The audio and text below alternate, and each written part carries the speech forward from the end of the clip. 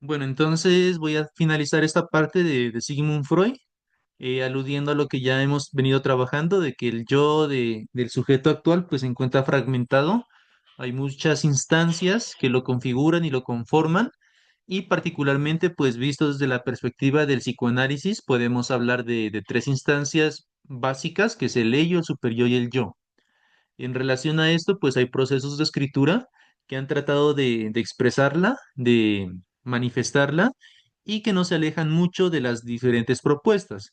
Como les decía, por ejemplo, en el caso de Nietzsche, él ya está empezando, él trabaja lo que viene siendo una escritura fragmentaria, fragmentada, y esa fragmentación es lo que permite también expresar la posibilidad de las diferentes instancias que Freud nos va a mencionar, ¿no?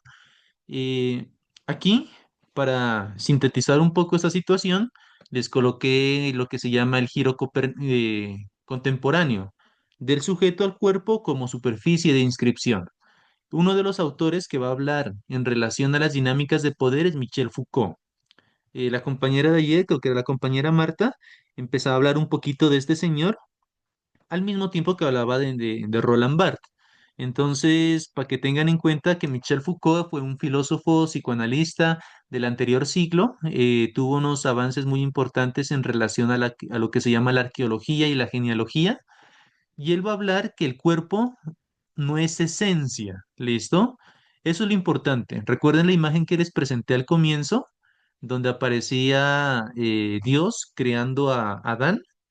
Si nosotros miramos esa referencia, desde el imaginario cristiano, podemos hablar de que el cuerpo es una esencia, ¿no? Sin embargo, a partir de lo que hemos hablado en estos 3 días, quiero que se percaten un poquito de que el cuerpo no es esencia, sino que es producto del poder de las diferentes instancias que nos relacionan. Ya miramos con Carlos Marx que el cuerpo viene siendo un producto mercantil. ¿Listo? Ya miramos con Nietzsche que el cuerpo viene siendo la representación moral, ideológica, cultural de un lugar concreto. Y ya miramos con Freud que el cuerpo es el lugar donde habita toda la represión moral y está constituido por esas instancias que anteriormente las mencionábamos. Entonces, visto desde la contemporaneidad, que esto es la pregunta que ustedes más o menos tienen que desarrollar en el ensayo monográfico, el sujeto actual está fragmentado y su cuerpo es una superficie en disputa de las diferentes fuerzas del poder. Aquí Michel Foucault es una persona muy estudiosa que va a analizar cómo se han creado las diferentes instituciones y cómo cada una de las instituciones tratan de formar sujetos. Es decir, que piensen en la institución de la escuela, la cárcel, el hospital, el ejército y otras instituciones donde lo que buscan es, piensen que son como fábricas de sujetos. Por ejemplo, la escuela viene siendo una institución que se especializó o trató de trabajar en lo que viene siendo la, la educación de las personas. Allí no solo se educa a las personas, sino que también se empieza a formar cuerpos. La cárcel, por ejemplo, viene siendo también un lugar donde se depositan los cuerpos de las personas que están haciendo algo indebido según los parámetros de la sociedad. El hospital. Allí viene siendo también otro espacio donde llevan a los cuerpos que tienen anomalías en relación a enfermedades y diferentes circunstancias. El ejército, donde se empieza a formar cuerpos para defender una nación. El gimnasio, por ejemplo. El gimnasio también es otra institución, otro lugar, otro espacio que, que se vincula en la parte de la formación física de los cuerpos.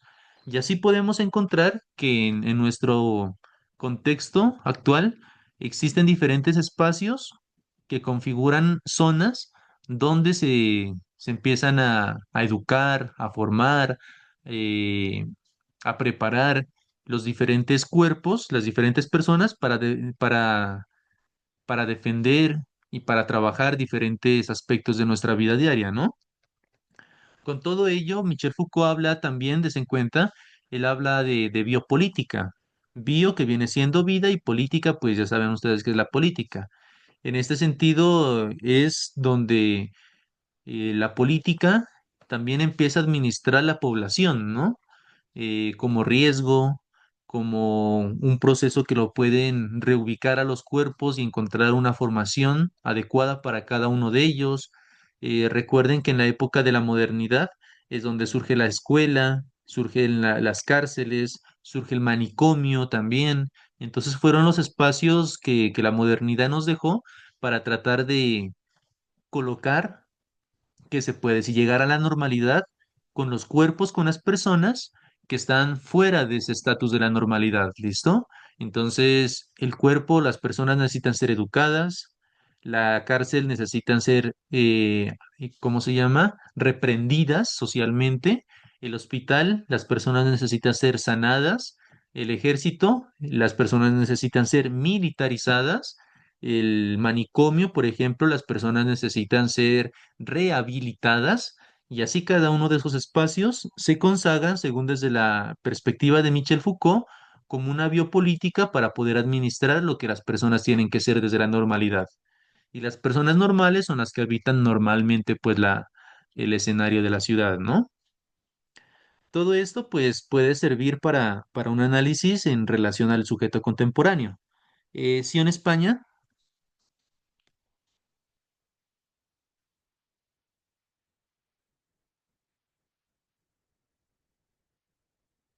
¿qué nos va a compartir Cian?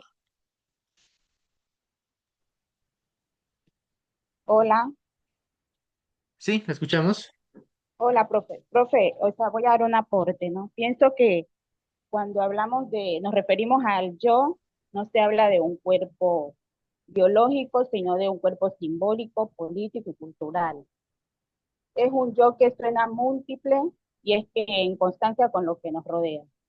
Y la identidad también juega un papel fundamental, pienso, en el un papel fundamental que se habla en la construcción, donde se construye el género, la raza, se habla de la clase social.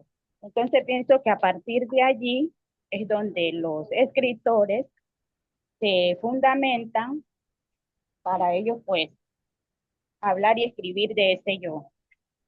Pienso, pues, ese es mi parecer, ¿no?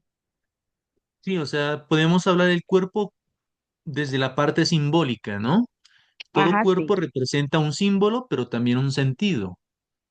En ese sentido, en esta suerte de ideas, lo que les digo, por ejemplo, todas las instituciones tratan de generalizar un estándar de lo que viene siendo la normalidad.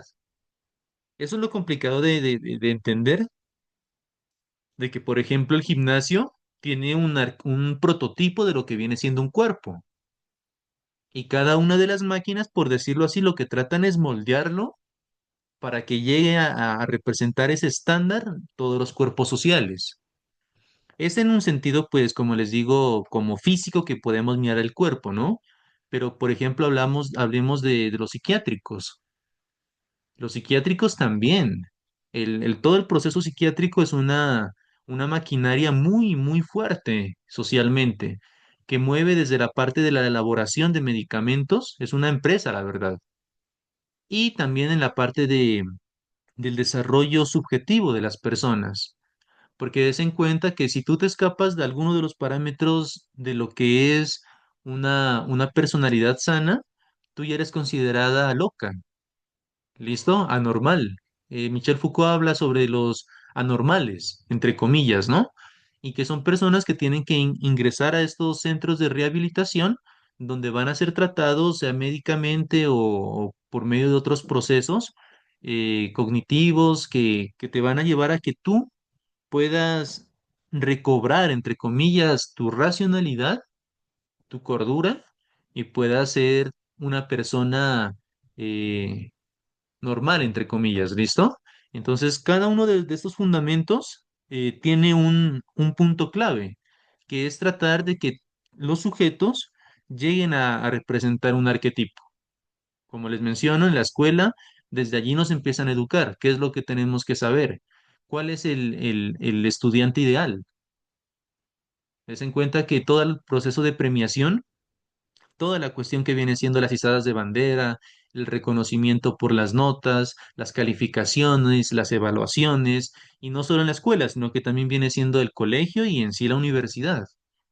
¿Qué es lo que está representando? Que ciertas personas tienen un estándar de lo que viene siendo un buen estudiante. La persona que entregó los trabajos puntuales, la persona que se prepara para las evaluaciones, la persona que escribe bien y se empieza a premiar. ¿Listo? Ese es el sistema que es criticado pues por Michel Foucault y varias personas en el sentido de que a nosotros nos enseñan eso. Hay que premiar, hay que darles buenas notas, hay que conceder becas. Y así muchas cosas que lo que hacen es generar arquetipos en este caso, de un estudiante ideal, ¿no? Y por ende, cuando se hace la escala de lo que viene siendo el estudiante ideal, también en contraposición a este se genera lo que viene siendo un mal estudiante. La persona que no estudia, no participa, no lee, no escribe, ¿listo? Que saca malas notas y toda esa escala se empieza a manejar, ¿no? Lo complicado es que nosotros, como docentes que vamos a ejercer la profesión, ustedes que van a estar dentro de su contexto, que van a ejercer también su profesión en algún momento, van a encontrarse ante esa suerte, esa mecánica social. Nosotros Ortica podemos criticar, pero yo les digo de pronto en algún momento cómo ustedes van a reaccionar con un estudiante que de pronto no escribe, no lee, no estudia. ¿Listo?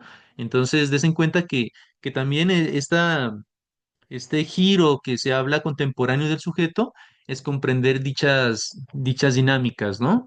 En relación también a la parte de todos los procesos de género que se están viviendo por hoy. Hay instituciones donde se las demanda porque se les prohíbe a las niñas que ya se representan como niños vestir el uniforme de niños y viceversa.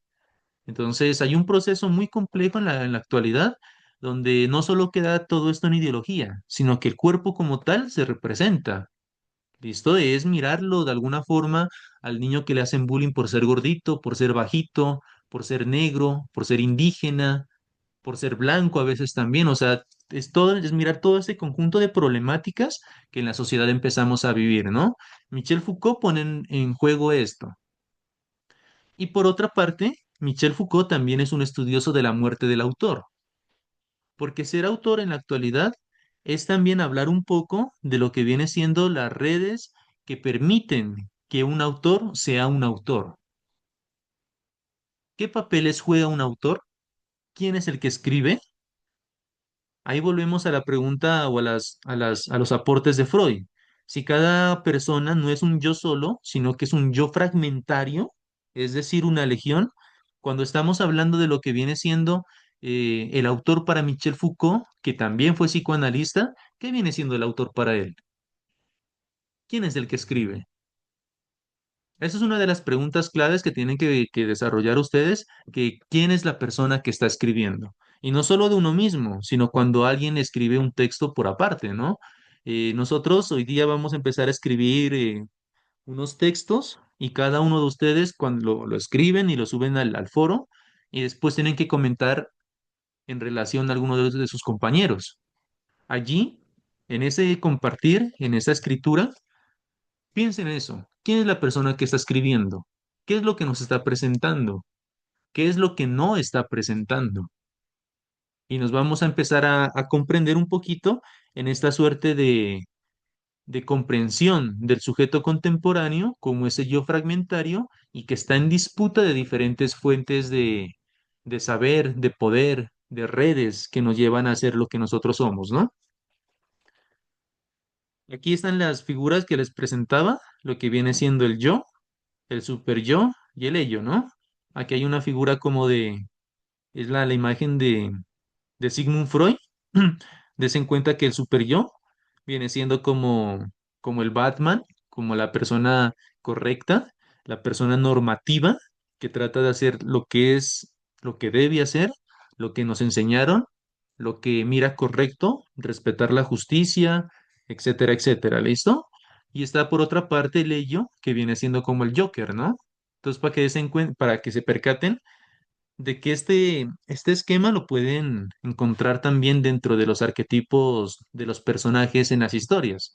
El ello viene siendo el Joker, ese ser que se burla de la justicia, se ríe, se mofa, muy diferente a Batman. Batman no se ríe, es una persona seria, es el extremo, ¿no? Y en cambio el Joker es la risa siempre, la maldad, la broma, no le interesa la justicia, él trata de hacer sus cosas a partir de la propia intuición de lo que él piensa o cree de la realidad, y se encuentran los dos. ¿Listo? Entonces aquí hay una suerte de relación en estos, porque son cómics, en esta narrativa gráfica, ¿no? Y la otra es que de pronto pensar que el super yo también es un ser enfermo, ¿no?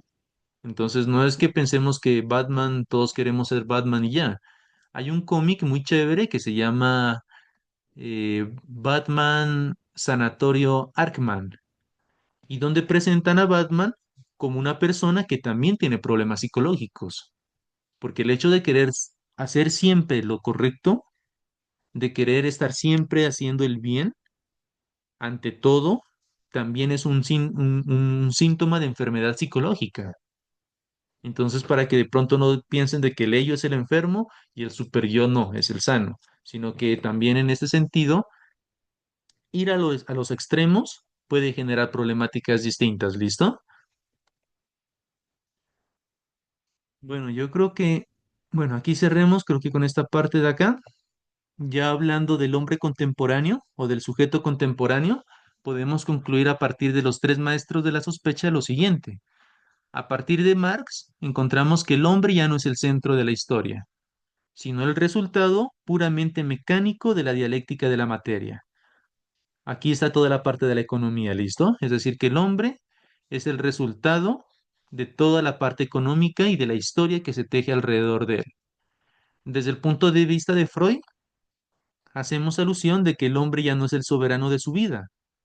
¿Listo? Donde pensábamos que el yo de cada uno de nosotros es el que controla todo, sino que es una bestia impulsiva, porque tiene impulsos, impulsos de muerte que él menciona como tánatos, e impulsos de amor, de eros, y que estos impulsos han sido reprimidos por la cultura y que de alguna u otra forma, al ser reprimidos entre nosotros, tratan de desbordarse y tratan de inferir o decirnos algo.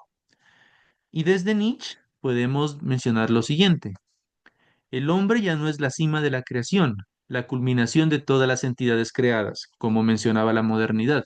El hombre viene siendo como lo más alto, ¿no? El ser que está en la cadena, en la cadena o en la pirámide alimenticia sobre la cima, ¿no? Sino es una transición, una cuerda colgada sobre el abismo, porque no hay nada fijo, no hay nada seguro, somos un proceso de creación, un ser que ha de superarse y convertirse en superhombre. Nietzsche va a hablar bastante sobre este concepto de superhombre en su libro El Zaratustra, ¿no? Que nosotros tenemos que tratar de trascender esta concepción del hombre que nos dejó la modernidad y tenemos que pensar más allá de esto y hablar un poquito de lo que es el bien y el mal, ¿no? El superhombre es el ser que va más allá del bien y del mal, para que tengan claro allí. Rafael, Profe, ¿qué me puede decir, por ejemplo, profe, en esas lecturas, profe, donde el personaje en sí tiene dobles personalidades? Donde hay un personaje que hace en un momento de bueno y en un momento de maldad. No me acuerdo, profe, quién tiene un escrito de eso que lo leí, que presentaba doble personalidad. En- Era, sí, creo que era un detective que en un momento es el personaje que tú mencionas ahí para que de pronto lo consulten, es el extraño caso del Dr. Jekyll y Mr. Hyde. eh, ese Fue profe, escrito por exactamente. Robert Stevenson y él va a trabajar, des en cuenta de su obra literaria, va a trabajar a partir de esto, de la concepción del yo, super yo y el ello, aunque en esa época creo que no estaba todavía desarrollada la teoría de Freud. Des en cuenta que él, a partir de su obra narrativa, ya da un acercamiento muy fuerte a esta circunstancia.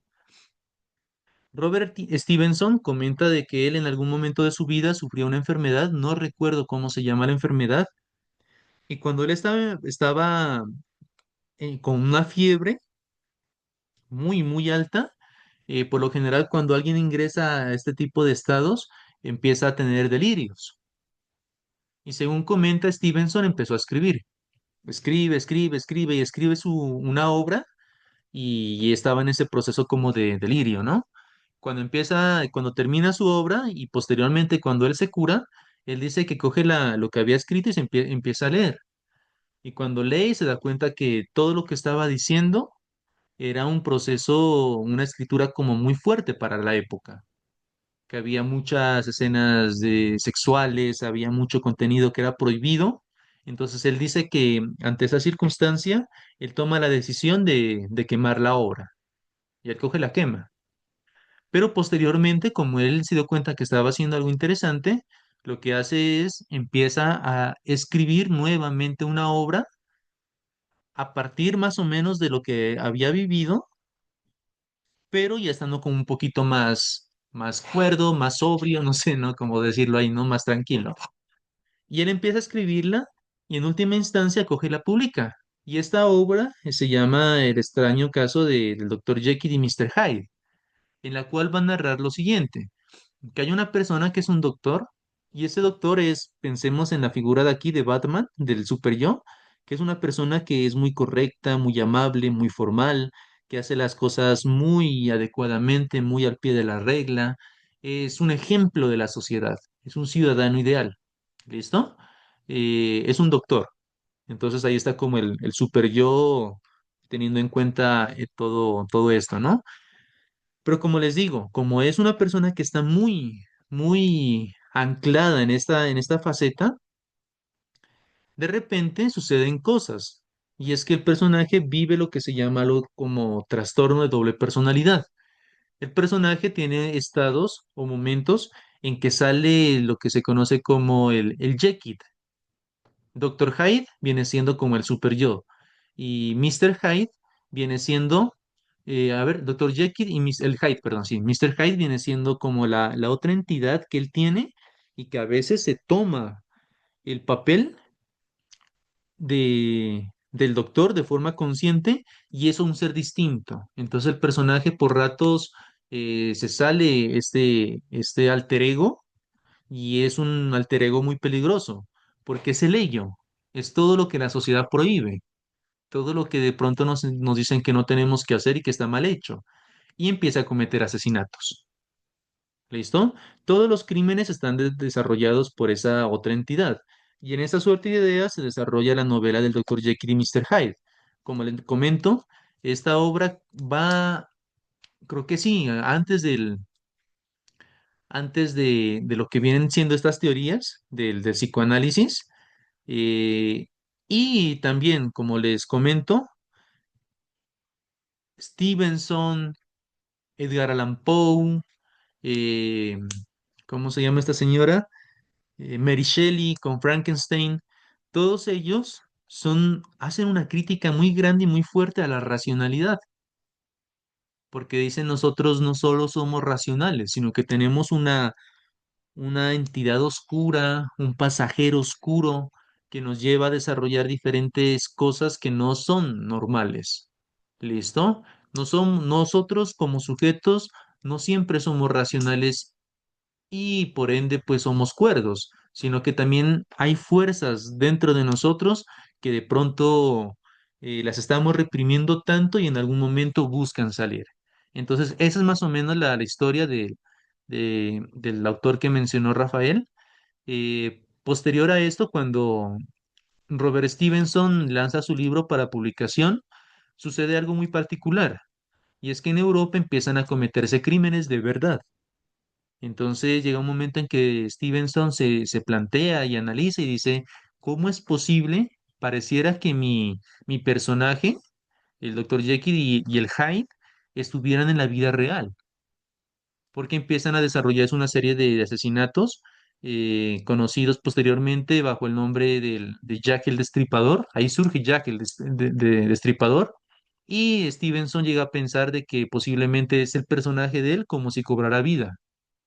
Y bueno, esa es más o menos una historia y que tiene en cuenta toda esta percepción del sujeto contemporáneo, ¿no? No sé si tienen alguna duda, chicos. Marta. Sí, profe, buen día. Profe, pues en base a todo lo que hemos escuchado esta mañana, se podría decir que nosotros debemos eh, manejar, como quien dice, un equilibrio dentro de esas personalidades que están dentro de nosotros a la hora de escribir, o es válido eh, que dentro de mi escrito vaya el super yo o el yo o el ello.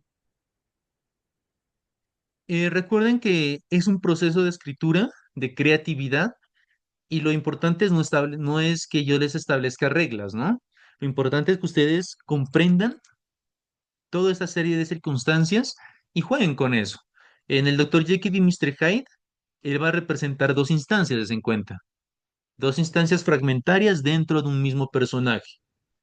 Eso es una posibilidad, donde un personaje va a representar el ello, es decir, la forma correcta, y el otro personaje va a representar todo lo indebido. Esa es una forma de escritura muy, muy importante. El otro caso que les di fue, ¿cuál fue el de, el de George Bataille y la historia del ojo? El personaje, perdón, el autor vive su proceso de terapia psicoanalítica y empieza a recordar tanta información de su pasado, de su infancia, que trata de canalizar todo eso y plasmarlo. Si tú te colocas a leer lo que viene siendo la historia del ojo, es una historia, como les digo, de pura erótica, pero hay una erótica muy, muy particular. Tú vas a decir, no, es que esto está prohibido. ¿Listo? Y eso cuando nosotros decimos, no, eso está prohibido, es la palabra que nos está hablando, nos está señalando el super yo. Eso dice, eso no se puede hablar, porque el autor como tal quiso hacer eso, quiso demostrar hablando de sus diferentes circunstancias y plasmándolos en su escritura. Y que en este momento podríamos tacharlo como, o la gente lo podría tachar de inmoral. Recuerden al Marqués de Sade, si lo pudieron leer ustedes en algún momento, o lo han leído. El Marqués de Sade es un escritor, ahí la verdad no recuerdo si es francés o de qué lugar era, pero el señor empezaba a escribir relatos, novelas y cuentos eróticos, muy eróticos, y que la sociedad de ese momento lo tachó, lo tildó de escribir pornografía. ¿Cuál fue la pena de él? Es que lo cogieron a él y lo encerraron. Y él estuvo prácticamente toda su vida encerrado en la cárcel por escribir ese tipo de textos. ¿Y qué era lo que le estaba representando? Toda esa lucha del ello. ¿Listo? Todo lo que nos reprime, todo lo que la sociedad dice no hay que decirlo, no hay que pensarlo, no hay que verlo, no hay que vivirlo, no hay que experimentarlo, es lo que el Marqués de Sade representa. Y ustedes van a encontrar una obra, pero supremamente fuerte en el Marqués de Sade. Una erótica violenta, y de hecho, gracias al Marqués de Sade, sale o surge el concepto de sadismo. Y ustedes yo creo que todos saben lo que es el sadismo. Piensen en esa parte. Entonces, toda la obra del Marqués de Sade está vinculada a esa erótica y a personajes que son sádicos. Pueden encontrar una película que les recomiendo mucho, es fuerte, supremamente fuerte, se llama Salo, Salo o las 120 jornadas en Sodoma, que es inspirada en la obra del Marqués de Sade, que también tiene ese mismo nombre, y que iban a surgir personajes que son sádicos, que son dictadores, que van a cometer actos muy crueles con las personas y que ellos sienten placer haciendo sufrir a la gente. y, y gozan mirando que escenas muy crudas, que ellos mismos las castigan a las personas, al punto de que las llevan hasta perder la vida. Toda esta serie de circunstancias nos permite comprender de que la literatura puede ser una escapatoria también para poder liberar toda esa carga que la sociedad nos impide pensar. Y la cuestión es que a veces cuando empezamos a leer es indiscutible por la idea de que a veces decimos no, pero es que el personaje que está allí es el mismo autor. Pero nosotros como estudiantes de literatura tenemos que ser muy, muy críticos en eso. Cuando hablamos de Fernando Vallejo en La Virgen de los Sicarios, sabemos que el autor es Fernando Vallejo y que el personaje es Fernando Vallejo.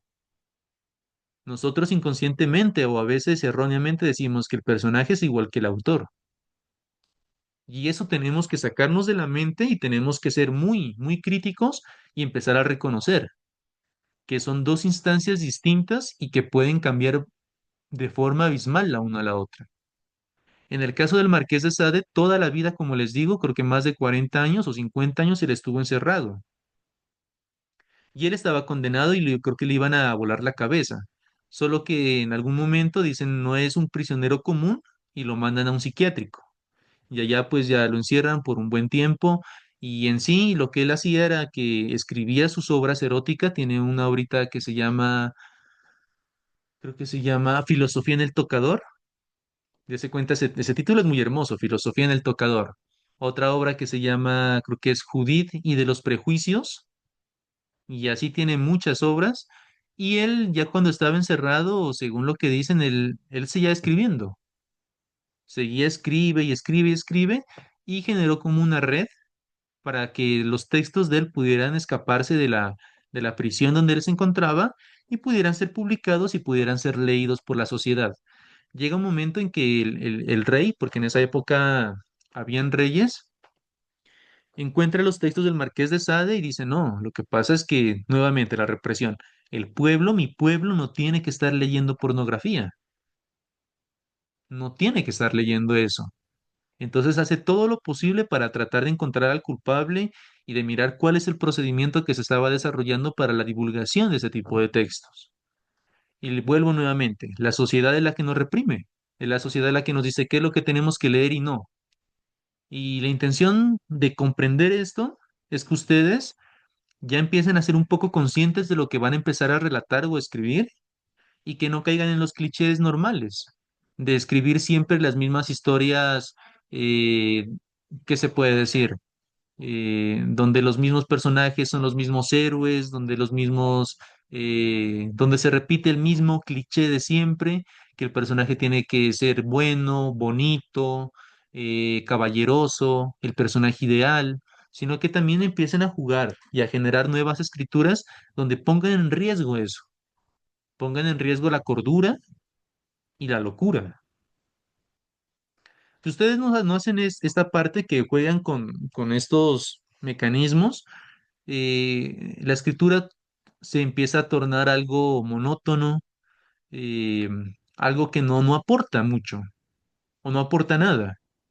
Entonces traten de jugar con esa parte, ¿listo? Vayan, como dice Nietzsche, más allá del bien y del mal. No juzguen a los personajes ustedes mismos. Ya cuando creen un personaje, déjenlo que él mismo sea. ¿Listo? Y si él los lleva a cometer actos raros, de locura, distintos a lo que ustedes piensan, déjenlo, porque él va a evitar su propia personalidad. Y no traten de cohibirlo por el miedo del que dirán. La cuestión de ser autores también implica eso. No escriban para los demás, que ese es un error muy grande. Porque si ustedes escriben para los demás, van a empezar a escribir para el Estado, para las personas normales. Y van a terminar haciendo libros de autoayuda, de cuentos de hadas, pero ya en sentido muy al extremo de que van a terminar haciendo qué. No sé qué, qué palabra utilizar, la verdad. Pero entonces no traten de escribir para los demás. Traten de escribir bien, pero para ustedes mismos. ¿Listo? Y jueguen con eso. A partir de lo que ya mencioné, podemos hacer una comparación de paradigmas. Por ejemplo, cuando hablamos de sujeto, y estamos hablando de sujeto, que el sujeto es dividido, pero también se encuentra condicionado. Dividido por las instancias que ya, por ejemplo, Freud menciona, y condicionado por toda la cultura, la política y la sociedad. Por eso mencionamos que el sujeto es plural, es intensivo y no tiene una forma fija. ¿Listo? No tiene una forma fija. Cuando hablamos de la historia, según Marx, podemos hablar que la historia es determinista y estructural.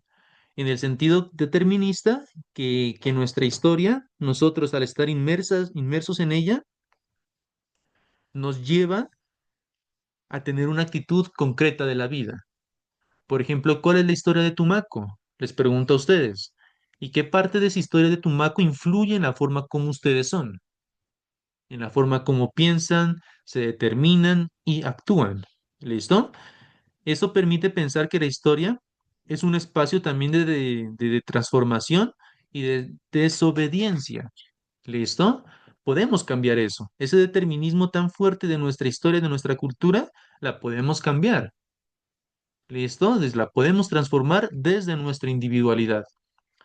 Podemos hablar desde el psicoanálisis la parte del lenguaje, porque Freud trabaja mucho la parte del lenguaje.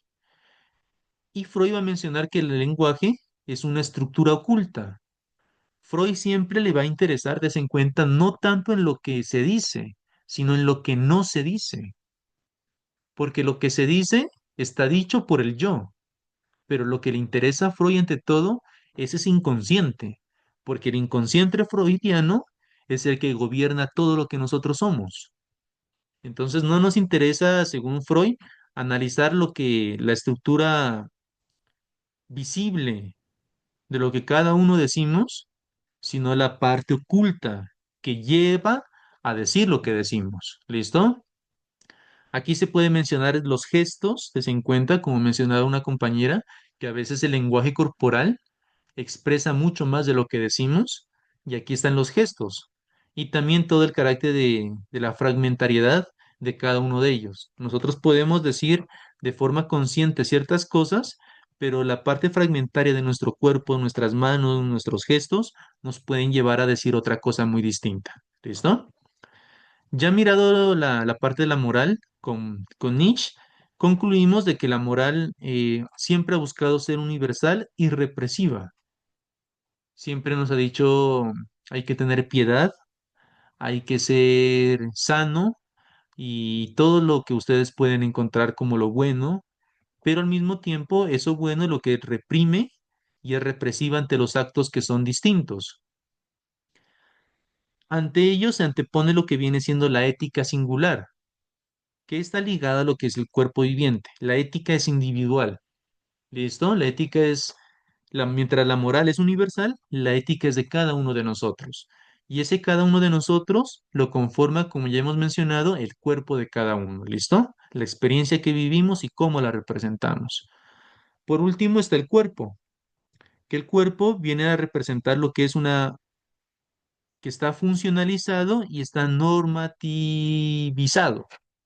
Eso quiere decir que el cuerpo recibe todas las normas sociales de cómo tiene que vestirse, cómo tiene que cuidarse, que si se puede tatuar, que no se puede tatuar, que como la altura de una persona que puede decir de esta persona, que si una persona es gordita, qué es lo que dice, todo el tipo de marcas que podemos tener, cicatrices, tatuajes, eh, rasgos particulares, cabello largo, ya toda la cuestión de a veces de enfermedades que generan cicatriz en nuestro cuerpo y cómo nosotros vamos trabajando todas esas cicatrices, todas esas marcas corporales generan una normalización.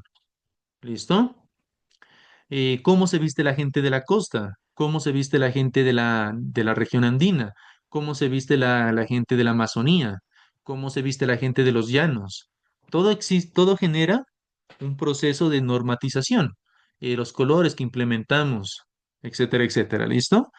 Y en este sentido, el cuerpo representa un devenir afirmativo y que es una potencia singular. Esto quiere decir que todos los cambios pueden surgir a partir del mismo. Si el cuerpo mismo es criticado y es represivo en torno a los estamentos que nos controlan, podemos cambiar las cosas. Esto es más o menos la socialización que les quería presentar en relación a la temática de la construcción de cuerpos de Consuelo Pavón. Abro el espacio para preguntas.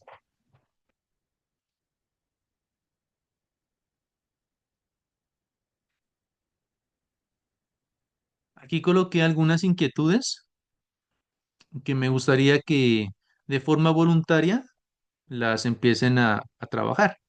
Entonces, para calificar un poco la parte de participación, revísenlas y la persona, unas tres personas que participen, y de ahí continuamos con la socialización de la compañera.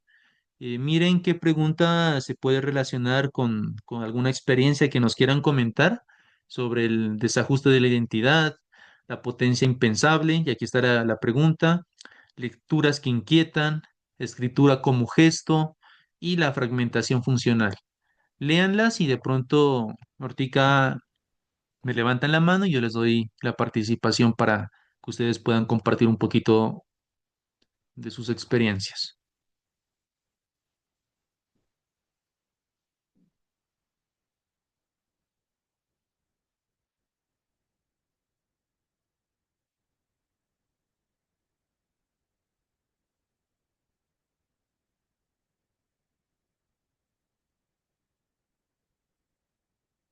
Bueno, a las 11 empiezo a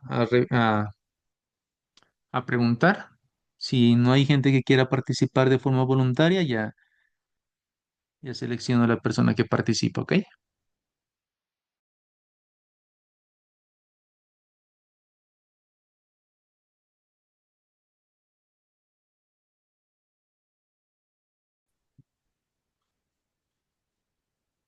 Linda, ya está ahí. Sí, ya. Eh, Buenos días, profesor y compañeros. Nosotros le vamos a presentar la historia del doctor Pasavento del autor Vilas Matas. Pues está presentado por Alexandra Castillo y, perdón, por Linda Estefanía Herrera y quien les habla, Alexandra Castillo. Siguiente, profe.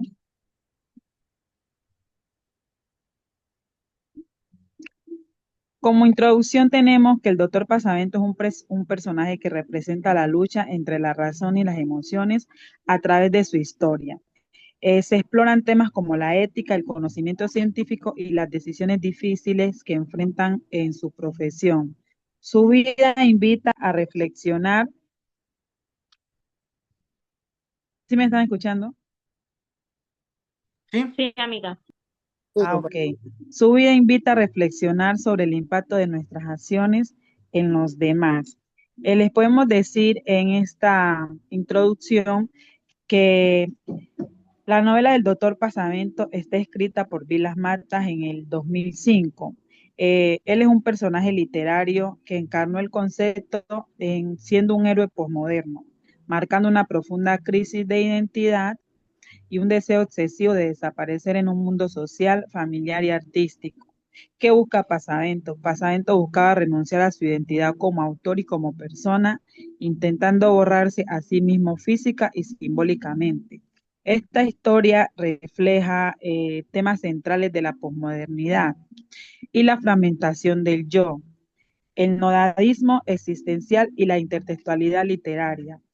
Él, a través de sus viajes físicos e interiores, Pasavento exploraba múltiples identidades y también enfrentaba una paradoja de querer desaparecer para él y asimismo al tiempo afirmarse mediante la escritura.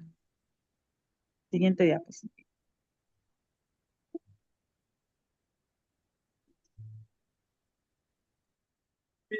El héroe posmoderno.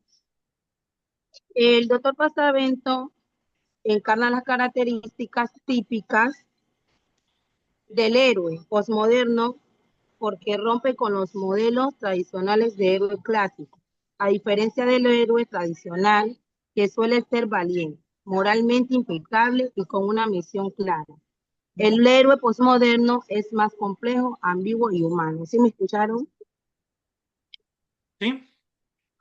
Bueno, en la ambigüedad moral podemos decir que el doctor Pasavento no siempre actúa de manera completa ética o heroica, ¿no? Es decir, que sus decisiones pueden ser cuestionables y pues reflejan una complejidad del mundo real, donde podemos ver que no todo es blanco o negro, ¿ya? También tenemos una parte que dice que el cuestionamiento de la autoridad que quiere decir que este tipo de héroes desafía pues las estructuras tradicionales de poder y conocimiento. ¿Ya? Es decir, que aquí el doctor pues, nos muestra dudas o críticas hacia las situaciones médicas, sociales, en la cual pues él pues aquí refleja lo que son las desconfianzas, perdón, modernas hacia los discursos oficiales. También esta tenemos individualismo y subjetividad, que en esta pues él representa un ideal universal, ¿ya? En la cual Pasavento no marca su propia objetividad, sino que sus contradicciones internas y pues una lucha personal, lo que lo hace a él más cercano y real. También tenemos el contexto fragmentado, que pues aquí en la historia él pues desarrolla un mundo complejo y fragmentado que donde la certeza no solamente disluye, no solamente disluye las verdades absolutas, sino que también pues él se cuestiona. Siguiente diapositiva.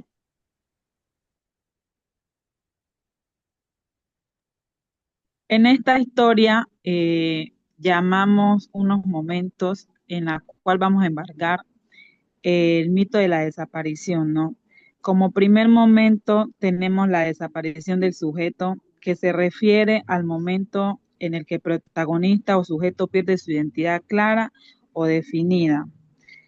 También comenzando un proceso de transformación o se pierde a él mismo. En el segundo momento tenemos el que se da por desaparecido. ¿Qué aborda él? Él ahí aborda la percepción o la aceptación social de alguien que ha desaparecido. Aunque él está ahí, puede estar en un estado de cambio interno o en una ausencia física de él mismo. En el tercer momento tenemos el mito de la desaparición. Este momento explora cómo la desaparición se convierte en un relato o en un mito, cargando de significativos e interpretaciones y simbolismos. Es decir, que esto va más allá de una realidad concreta que vivimos nosotros mismos. Y en el último momento tenemos escribir para ausentarse.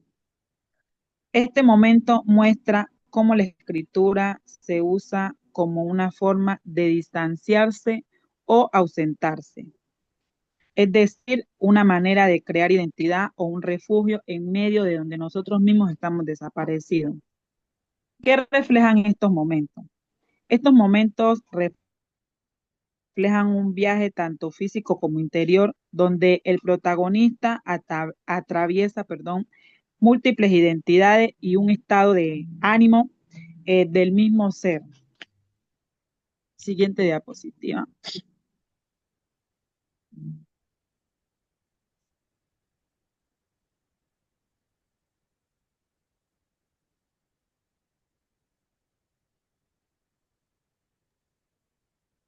Siguiente Linda, diapositiva. esa intertextualidad y literaria.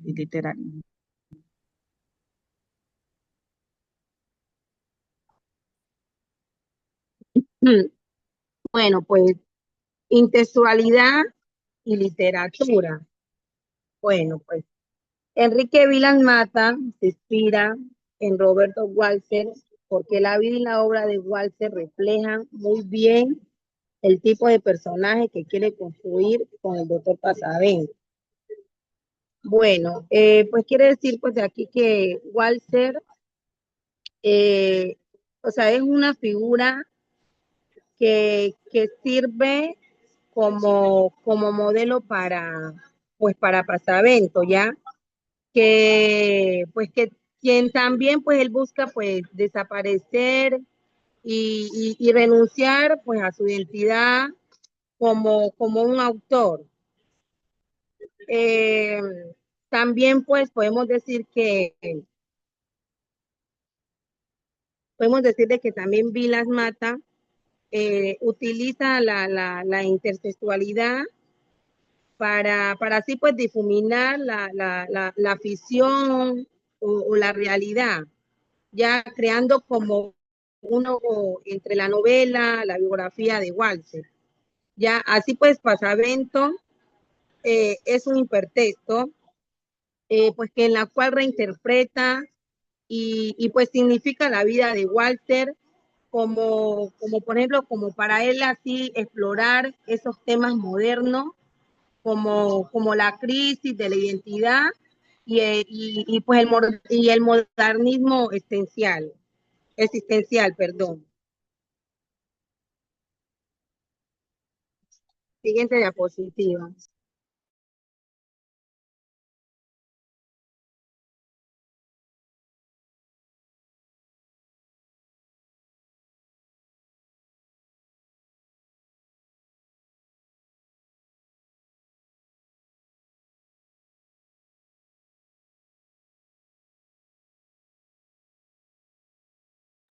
Alessandra, ¿sí usted?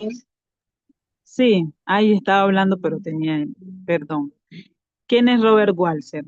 Walser fue un escritor suizo que vivió alejado de la fama y del mundo literario convencional.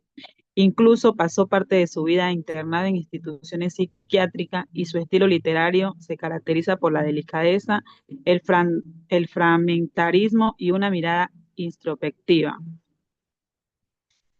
Robert Walser, como lo dije anteriormente, nació en 1878 y falleció en 1956.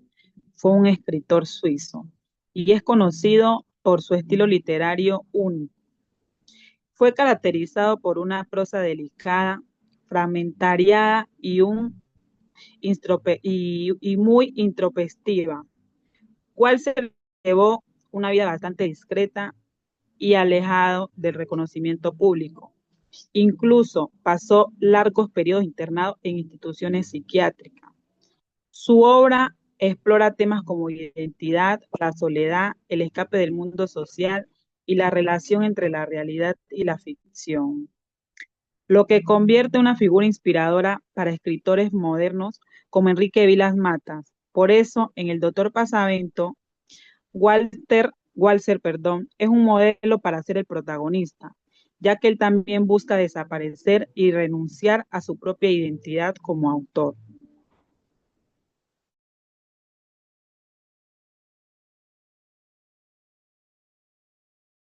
Siguiente diapositiva, profe.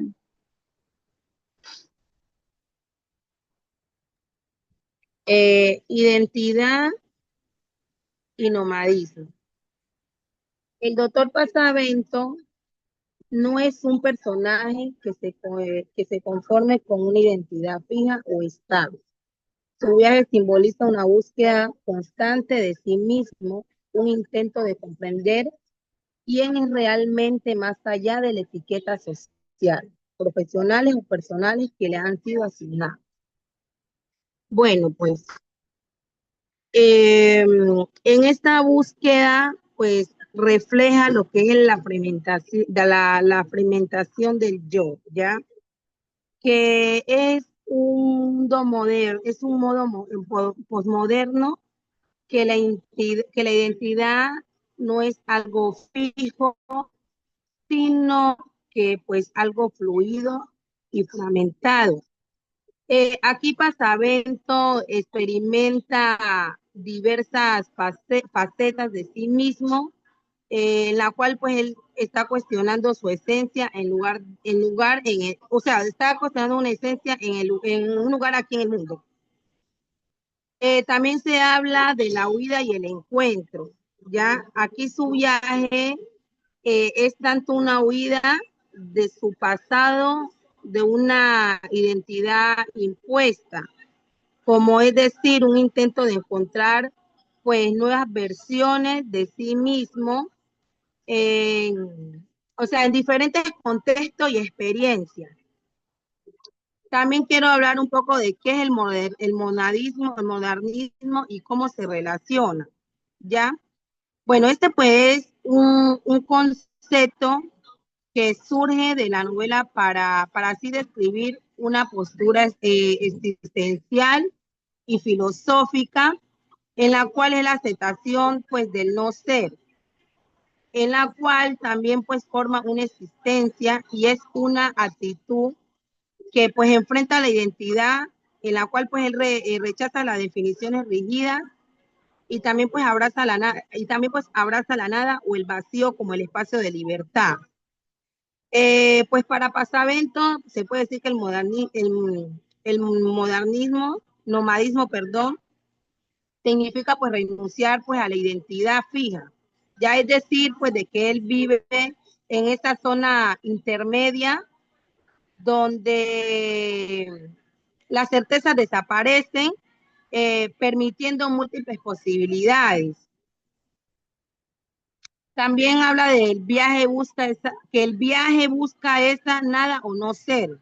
Ya esto quiere decir que como forma de liberación, un espacio donde no está atado a los roles ni a las expectativas. Siguiente diapositiva.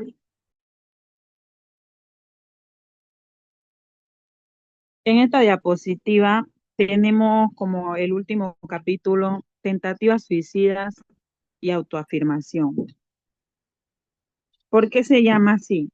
Porque Pasavento escribe un texto llamado Siete tentativas suicidas, que simboliza su deseo de desaparecer.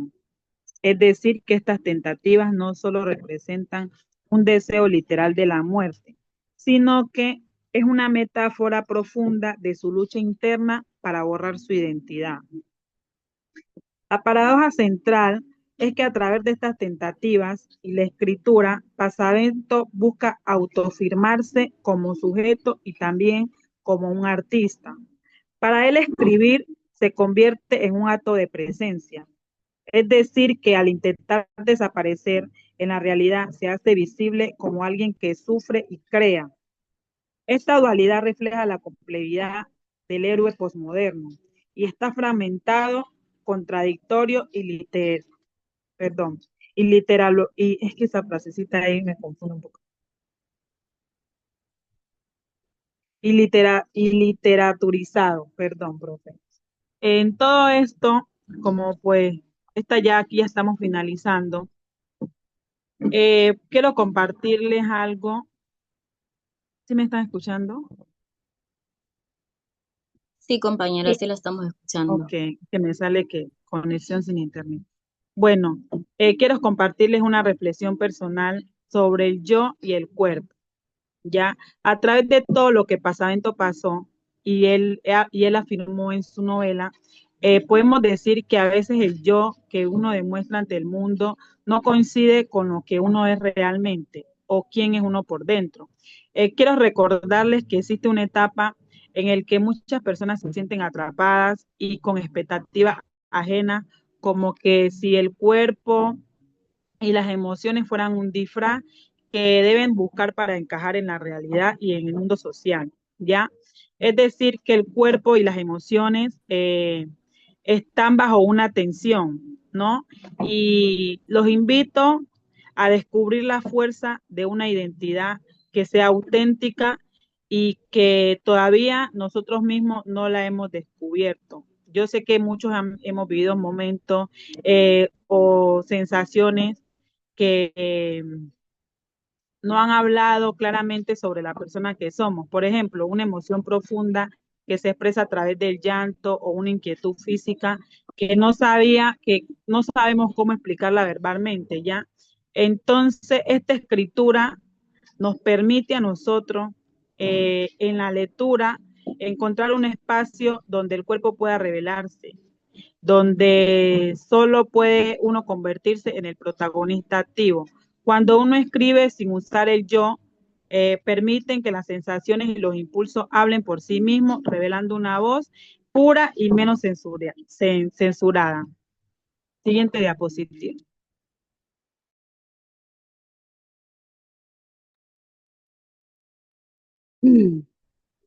Bueno, en conclusión, en el capítulo, perdón, conclusión. Esa era no veo la diapositiva. Ya la miro. Bueno, en conclusión, El doctor Pasavento es un héroe posmoderno que representa la crisis de la identidad y el nomadismo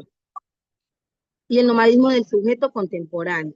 La novela de Vilas Mata, inspirada en la vida y obra de Roberto Walser, utiliza la intertextualidad para explorar la relación entre el autor y el personaje. En definitiva, la obra es un espejo literario que refleja complejidad del yo en un mundo cambiante, donde la literatura se convierte en refugio y testigo a la vez. Pues podemos decir, bueno, de que el doctor Pasavento, pues, es un personaje que encarna la crisis de la identidad del mundo postmoderno, ¿ya? Su viaje entre la ciudad y versiones de sí mismo, pues refleja esta búsqueda constante de un yo desfragmentado y ambiente, ya en la cual pues está inspirada en Roberto Walser, que la novela explora cómo la literatura mezcla pues, la realidad con la ficción, que en esta nos va a mostrar cómo el escritor vive entre desapariciones y autoafirmaciones. Ya Vilas Matas, pues también aquí nos representa pues un reflejo de la complejidad del ser y los tiempos modernos. Y los tiempos modernos donde, o sea, donde la escritura es tanto refugio como desafío.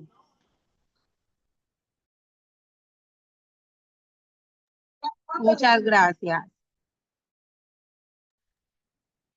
Listo, muy bien las compañeras. Me hubiera gustado, como les he dicho a todos, y espero que los demás trabajen un poquito en relación a generar citas concretas del texto para corroborar de pronto algunos puntos claves de lo que ustedes están leyendo, ¿no? Igualmente eso les puede ayudar bastante en la elaboración de sus marcos teóricos. Entonces falta un poco la elaboración de citas y tratar temas un poco más puntuales. Yo les había propuesto a todos de que tienen que trabajar una pregunta. ¿Listo? La pregunta que yo les dejé en el archivo en el archivo. La pregunta de ustedes, y me gustaría que ahí de pronto participaran las dos exponentes en sintetizar un poco y de forma clara la pregunta que va para su obra. ¿Cómo se articula el deseo de desaparecer con la búsqueda del yo narrativo?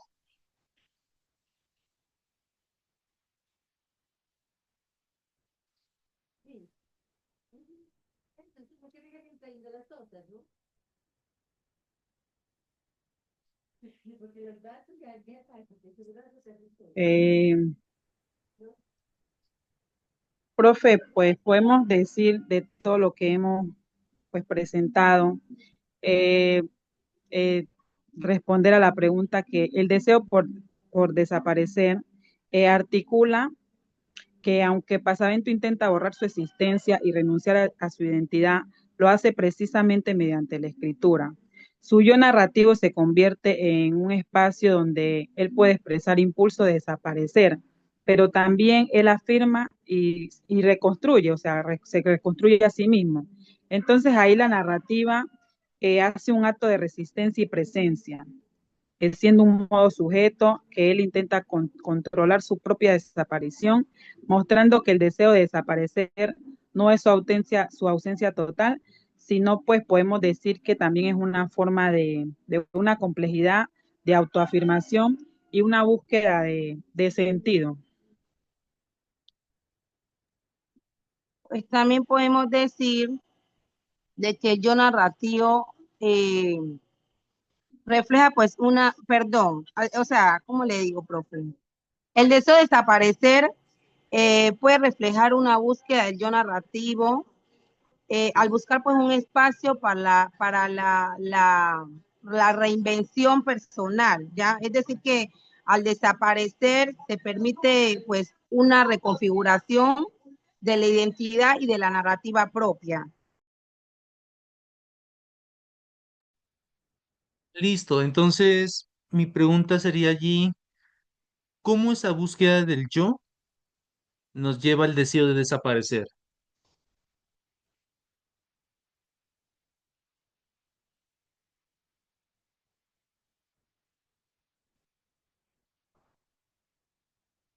Como profe,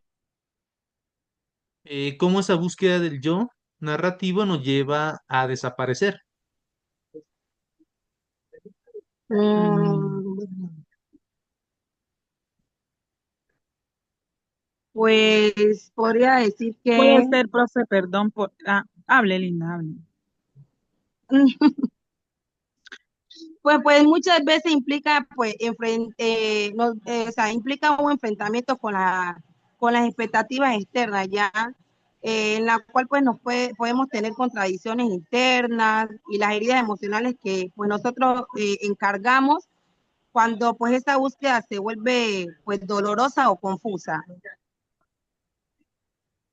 En el caso de Podemos la obra decir como también, tal del doctor Pasavento, pues podemos decir, profe, también que el doctor Pasavento nos lleva a desaparecer por el intento de entender quiénes somos realmente, ¿no? Y a veces pues también nos enfrentamos al mismo conflicto que vivimos cada día, ¿no? Entonces, cuando el yo se siente incompleto o incompatible, surgen ahí varias expectativas externas. Entonces, pues a eso nos conlleva todo. listo, desde el punto de vista de los maestros de la sospecha que hemos venido trabajando, ¿cómo crees que se relaciona esta faceta del doctor Pasavento? Es para nosotras, Sí, claro. como Pues que, nos profe, ayuda. no escuché. A partir de lo que miramos hoy día en clases, ¿cómo crees que se relaciona todo lo que miramos ya concretamente con esta faceta del doctor Pasavento? Profe, pues nosotros como maestros o como persona figuramos a que cada día tenemos que transmitir conocimientos, ¿no? Y a formar identidades. Entonces nosotros pues diario nos dirigimos hacia una misión. Entonces eso a nosotros mismos nos ayuda eh, a descubrirnos pues nuestra propia identidad. Entonces pues yo considero que nosotros nos limitamos a cuestionar nuestras creencias, los límites, las expectativas sociales. Entonces, pues, consideramos que el deseo de desaparecer puede presentarse como una forma o una evasión o hasta un desgaste emocional también, ¿no? Entonces, pues nosotros mismos como personas tenemos que descubrirnos día a día. Entonces, pues así. Listo, pero Otra voy pregunta. más concretamente como a lo que los autores que trabajamos hoy día en clases. Entonces, yo les hago estas preguntas porque eso es lo que tienen que presentar en el ensayo, ¿listo? Yo sé que ustedes tienen Ok. todos, tienen respuestas acordes a la experiencia de ustedes, pero entonces me interesa que ustedes vayan articulando diferentes posturas. Por ejemplo, hoy día miramos Marx, Nietzsche y Freud, y ahora lo que les pregunto a ustedes como expositoras es cómo estas teorías se relacionan concretamente con esa pérdida, perdón, con la búsqueda del yo narrativo y el deseo de desaparecer. Ok. Quiero que hagan una asociación, mejor dicho.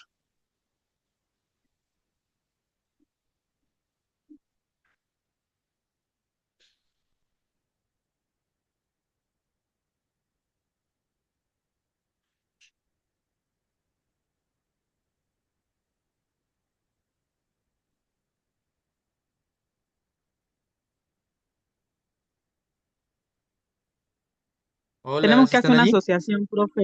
Sí. O Ajá. sea, es decir que nosotros tenemos que asociarnos con la obra, ¿cierto? Con lo que nosotros miramos hoy día en Con lo clase, que, con los autores que trabajamos hoy día. ok.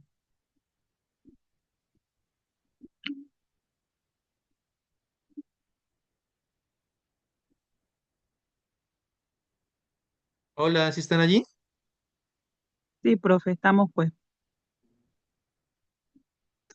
identificando lo que usted nos presentó, entonces pues estamos mirando de qué manera lo podemos abordar.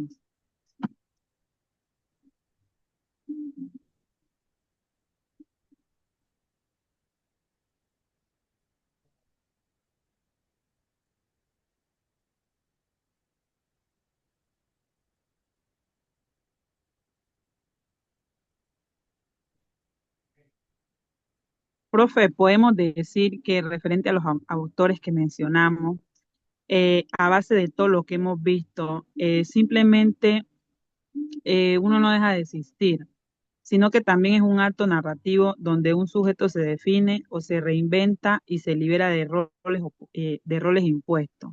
Entonces, decimos ahí también que la desaparición está íntimamente ligada a un acto de narrarse a sí mismo al contar una historia o cualquier cosa, ¿no? Entonces, pues esto nos ayuda a desvanecerse y a cómo emerger a una nueva forma del ser. Pero desde los autores que mencioné,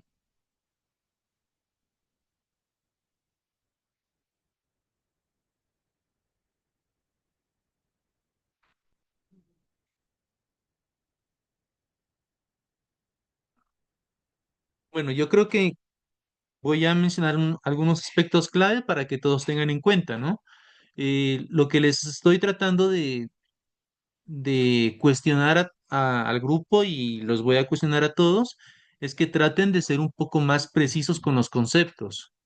Por ejemplo, si yo les pregunto en el caso del doctor Pasavento, les estoy diciendo que lo traten de asociar en relación a los conceptos que hoy día trabajamos desde clase. ¿Listo? Des en cuenta que miramos tres autores que ustedes pueden relacionarlos de forma muy, muy clara. Por ejemplo, ¿cómo podemos hablar de esta cuestión del deseo de pérdida en relación a la búsqueda del yo narrativo? Si miramos, por ejemplo, a partir de las nociones de Freud sobre el yo, el superyo y el ello, entonces en cuenta que cada uno de los personajes van a tratar de formar un yo narrativo. Y ese yo narrativo es la construcción Profe, pero social. ese del Y yo narrativo es del psicoanálisis del super yo, ¿no? por eso les digo, o sea, que asocien con lo que hoy día trabajamos en clase. Porque de alguna forma, si ustedes traen a mención nomás lo que, como la reflexión que les deja, les falta un poco más el trabajo conceptual. Y el trabajo conceptual es el trabajo que tienen que presentar en el ensayo de la monografía, donde ustedes tienen que decir, bueno, este yo narrativo lo podemos trabajar desde el psicoanálisis, aludiendo de que al momento de generar la escritura, lo que se va a presentar de por medio es la construcción del yo cultural. Sin embargo, existe el deseo, y el deseo como tal ya viene siendo el super yo, perdón, el ello. Y el ello es lo que va surgiendo o lo que permite surgir al yo narrativo. Entonces me interesa que de pronto todos empiecen a aludir un poquito a los conceptos que estamos trabajando, para que así su trabajo final del ensayo monográfico tenga esa característica conceptual y ante todo tengan los argumentos necesarios como para que ustedes puedan decirlo. Porque piensen en lo siguiente, y ese es el trabajo de un trabajo monográfico y marco teórico y conceptual. Ustedes tienen sus ideas, todos tenemos ideas, pero ¿cómo pueden argumentar a partir de otros autores las ideas? ¿Listo? Entonces quiero que de pronto lo analicen allí. Y en el caso concreto de la obra que nos presentan las compañeras, lo que se busca de alguna forma es ese yo. ¿Listo? Como ya mencionamos, desde los tres maestros de la sospecha, nos queda claro de que el yo en sí es muy conflictivo. Y por eso es que muchas personas en la actualidad están ante la búsqueda de ese yo. Y no solo el yo narrativo, sino que el yo también existencial. ¿Quién soy yo? ¿Listo? Y es un deseo. Pero la cuestión es que si nosotros comprendemos de que el yo no existe, vamos a caer en el juego de desaparecer, porque nos damos cuenta que si somos tantas personas en un mismo ser, llegamos a un punto en que no sabemos quiénes somos en sí. Y eso viene siendo la parte del desvanecer esa identidad personal que cada uno de nosotros tenemos. ¿Listo? Entonces, quería mencionarles eso, darnos cuenta un poco de la dinámica que vamos a trabajar.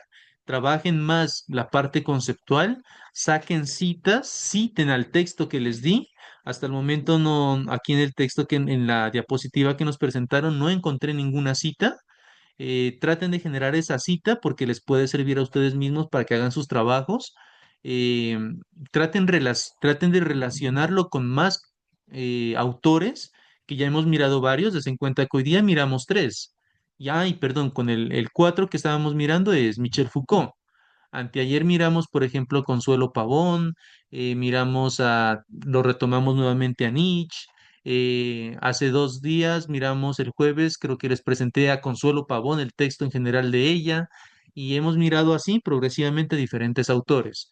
La idea es que ustedes empiecen a mencionarlos y a citarlos para que sus exposiciones sean más argumentativas, que de eso es lo que les van a preguntar en los procesos de sustentación, tanto del diplomado como también del trabajo final. Si ustedes no saben sustentar con argumentos lo que los demás dicen, van, van a presentar solo reflexiones sueltas que no van a ir a ninguna parte.